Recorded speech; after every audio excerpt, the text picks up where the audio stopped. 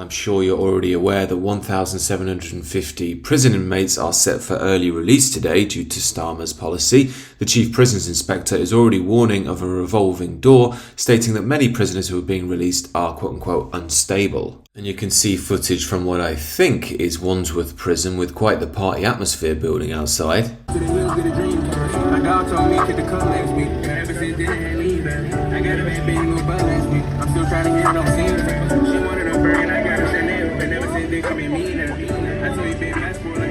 One prisoner that's being released, a drug dealer, hailed Keir Starmer and was sprayed with bubbly, insisting he's a good boy now and a lifelong Labour voter. But of course the real problem is what is this telling these wayward and dangerous young men? It's effectively telling them that the justice system is a bit of a joke and that crime pays. Now you can't blame Starmer for everything here, the Tories are obviously very much at fault as well. However, you can point out his hypocrisy. People sending mean tweets online have been given long sentences and they've been told they're the scum of the earth who don't belong in modern Britain. Violent criminals, off you go. Starmer also won't admit that mass immigration has been a disaster for our prison system. If you look at the data, you'll see white prisoners only make up 71.8%. Remember, that's white, not white British. There are some pretty shocking figures that state Albanians make up over 1,500 of prisoners, and that was in 2021. Now, when you factor in that there's 68,000 Albanians in the UK, that's a huge per capita figure. Yet the real elephant in the room is what happens when one of these prisoners reoffends, potentially kills somebody or abuses somebody in some awful sexual way or something. What are we going to do then? Well, I guess we might get a few hashtags and thoughts and prayers from the Liberal types,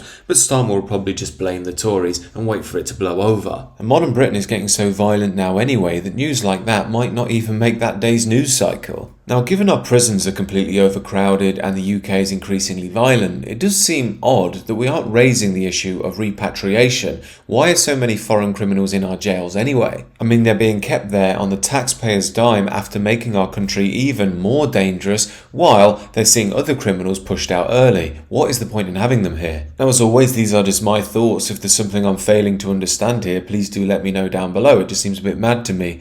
Do consider subscribing to the channel as well.